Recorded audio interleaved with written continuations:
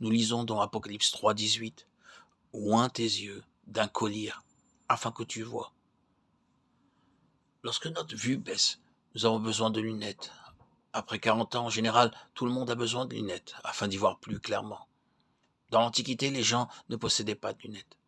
À cette époque, il n'existait que des colliers. À l'aide d'une poudre noire, ils fabriquaient un collier pour fortifier la vue. Je me souviens de ma propre mère qui, à l'âge de 85 ans, pouvait encore voir clair au moyen de cette poudre. C'est pourquoi le Seigneur Jésus dit, « Je te conseille d'acheter de moi un collier pour oindre tes yeux, afin que tu vois. » Apocalypse 3, 18. La Bible, la parole de Dieu, est remplie de mystères cachés qui ne peuvent être compris par la sagesse humaine. Il nous faut donc un collier spirituel pour pénétrer et comprendre ces mystères.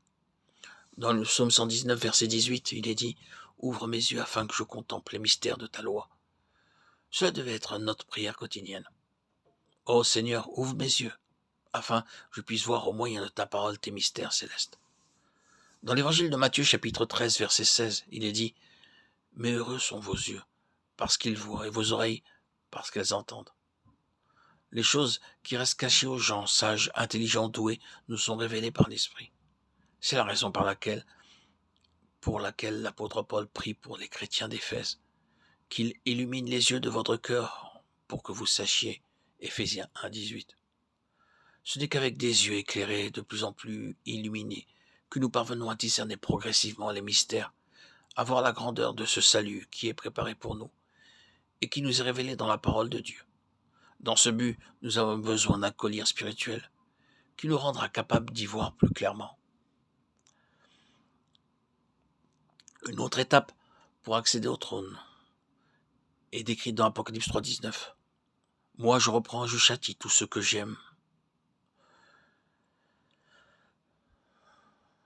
Donc, aie du zèle et répands-toi.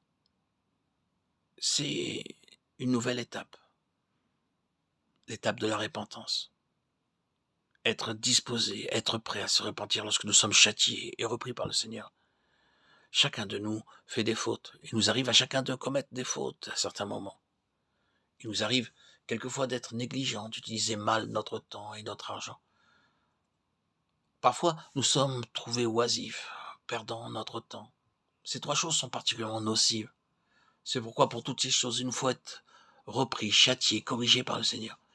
Mais lorsque nous sommes ainsi repris, nous devons nous repentir. Il nous est dit au chapitre 12 de l'Épître aux Hébreux, à partir du verset 5, « Et vous avez oublié l'exhortation qui vous est adressée comme à des fils.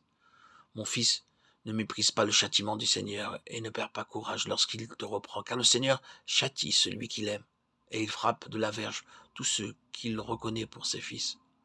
Supportez le châtiment. C'est comme des fils que Dieu vous traite, car quel est le fils qu'un père ne châtie pas? Mais si vous êtes exempt du châtiment auquel tous ont part, vous êtes donc des enfants illégitimes, et non des fils. D'ailleurs, puisque nos pères, selon la chair, nous ont châtiés, et nous les avons respectés, ne devons-nous pas, à bien plus forte raison, nous soumettre au Père des esprits pour avoir la vie? Nos pères nous châtiaient pour peu de jours, comme ils le trouvaient bon, mais Dieu nous châtie pour notre bien, afin que nous participions à sa sainteté. Il est vrai que tout châtiment semble d'abord un sujet de tristesse et non de joie, mais il produit plus tard, pour ceux qui ont été ainsi exercés, un fruit paisible de justice. Lorsque nous sommes repris, lorsque nous sommes corrigés, lorsque nous sommes châtiés par le Seigneur, nous ne devrions jamais nous rebeller, ne pas nous rebiffer, parce que le Seigneur nous aime. Il se voit obligé de nous corriger, de nous redresser. Alors soyez toujours prêts à vous repentir promptement lorsque le Seigneur vous reprendra.